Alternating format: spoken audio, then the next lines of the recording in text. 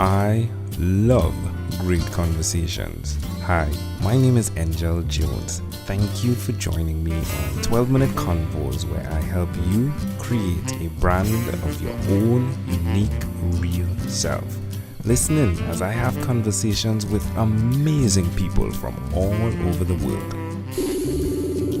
Good night, T-Kea Blackman. How are you going on this wonderful, beautiful night? I'm doing well. Great pleasure to connect with you. What part of the world are you in right now? I am in Washington, D.C. All right, and which of your talents is responsible for us connecting at this time?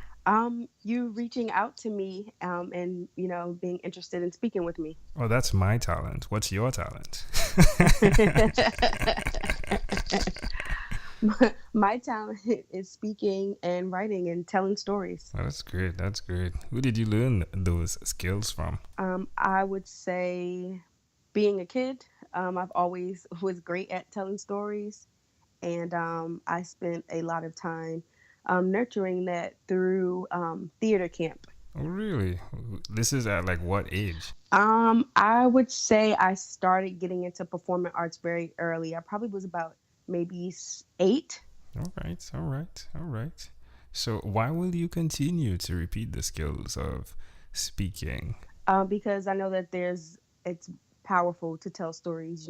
Stories can impact people in ways that you may not know, impact them. They're life-changing, and it could be something can be said that really shifts someone or change and give them some inspiration. So I believe in the power of storytelling. Yeah, most definitely. Now, your story impacted me.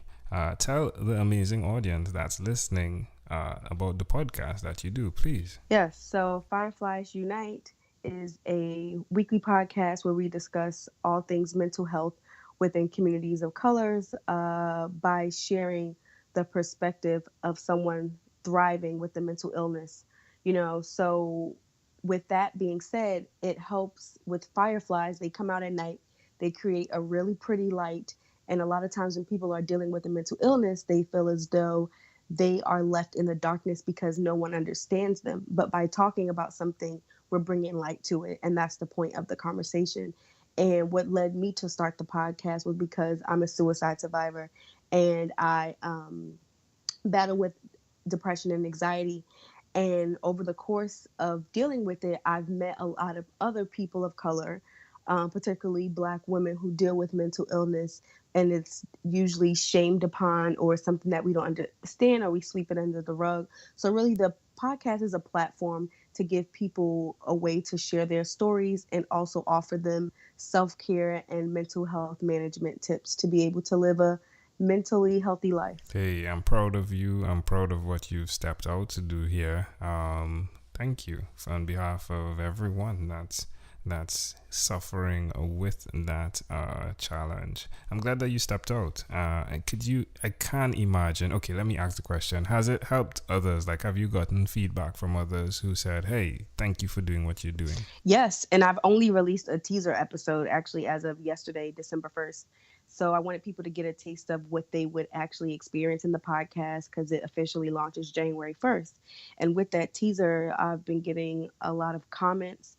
A lot of people have reached out to me and said they're so glad that I'm doing this because there are other podcasts that talk about mental health, but it's usually from the perspective of a mental health professional. It's not from the perspective of someone actually dealing with it day to day.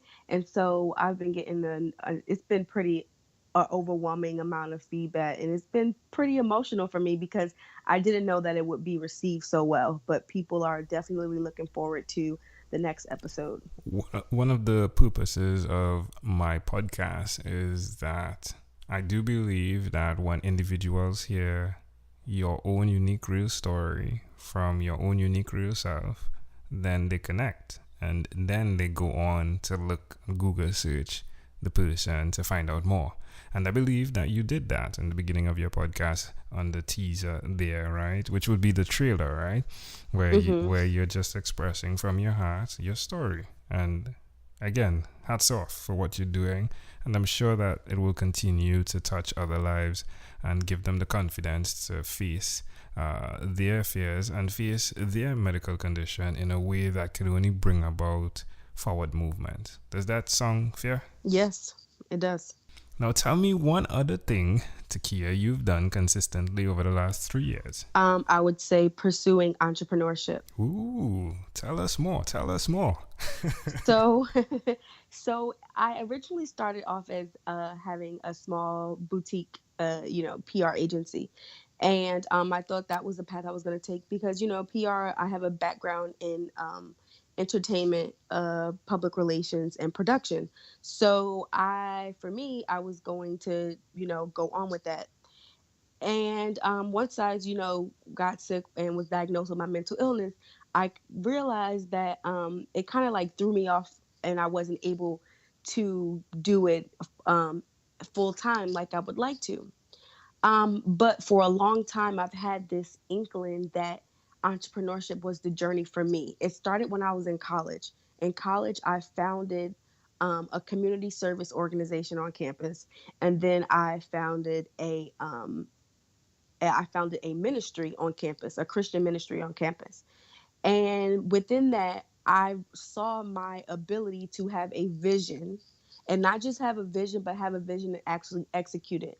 Because a lot of people can say they want to do something like, I want to write a book, or I want to start a podcast, or I want to speak all over the world. We always have these things and ideas, but we actually never pursue them.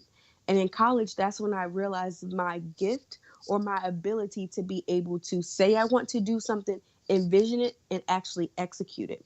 And someone shared with me, they say, you're going to be an entrepreneur. You have the gift of entrepreneurship. And I didn't quite know what they were talking about at the time. But once I was out of college for some time and years passed, and I said, okay, they're actually right. Because every time I went to try to work for someone, it actually never completely really worked out for me. I always felt like my creativity was being limited. I always felt like I couldn't fully express myself. And I'm a very creative person, and I like to think outside of the box and try new things.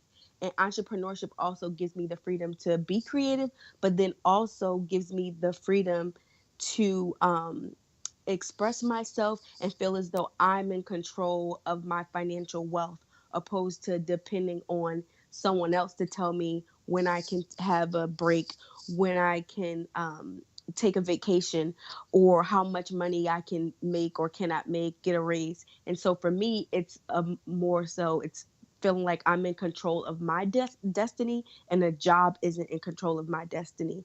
And so that's what shifted for me.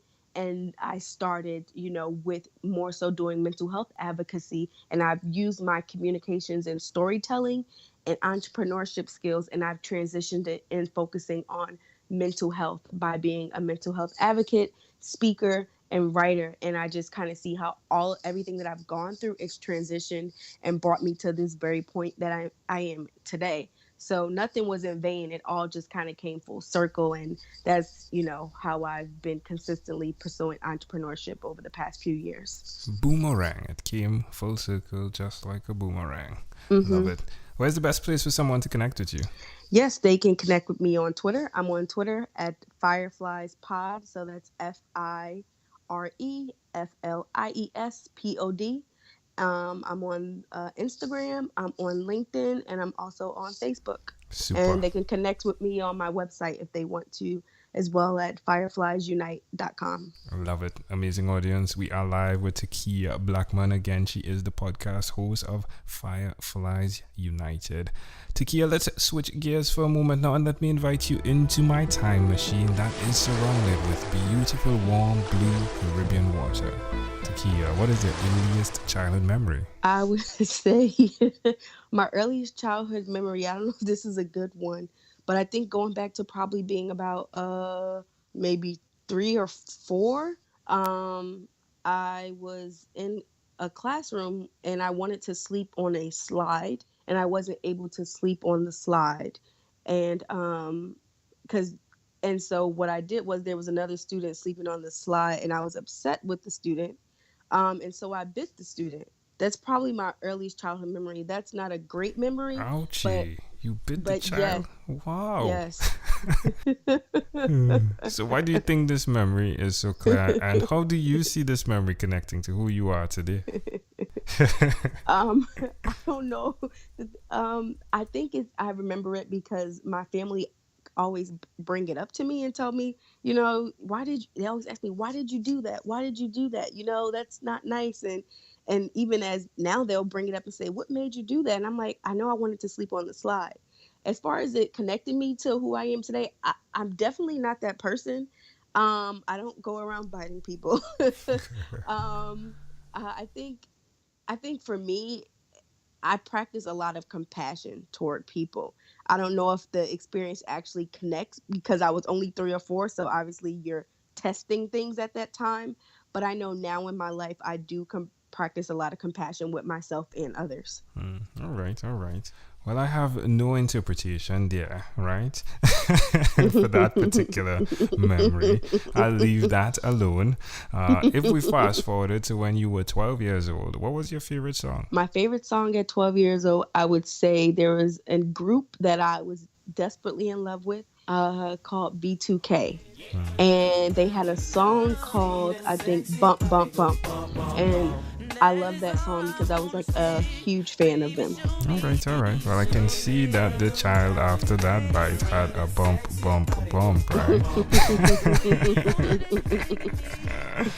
I'm just joking. Well, T-Kea, we've arrived at our destination, but before we get off of this time machine, there is a small declaration form. Say it's yes or no, possibly a bit more. We're going to move pretty quickly here. Are you ready, T-Kea? I'm ready. T-Kea, have you chosen someone to pass on your skills to? Yes, I have. Are you married? No. Do you have children? No. Do you believe in God? Yes. Do you have an inner circle of friends? Yes. Do you watch TV for more than 3 hours a day? No. Or what about 3 hours a week? I would say about 3 hours a week. What about screen time, the phone and the computer? Is it more than 8 or less than 8 hours a day? Probably more 8 to 10 hours. If you, T-Kea, had to share with us your own unique real statement, a statement that represents who you are, what would you say that is? I would say my purpose is to inspire others. Love it. T-Kea Blackman, this was a great pleasure. Before you leave, is there anything else you'd like to share with our amazing audience? I look forward to hopefully maybe inspiring and connecting with someone. Love it. T-Kea Blackman, thank you for being on What is Inspired by 12-Minute Convos with Angel Jones. Thank you for having me. Thank you for being on 12-Minute Convos with Angel Jones. Stay tuned for more from our advertisers. Diabetes is a mountain pandemic. It's a disease that's not acute but chronic. Similar to this rhyming method, I have simplified the definition, the signs and symptoms, and the complications of diabetes for both adults and children in my books, Poems for Patients, A Focus on Diabetes, and The ABCs of Diabetes for Children. These books are available on Amazon.com, and for more information, you can visit my website, poemsbyaj.com. That's poemsbyaj.com.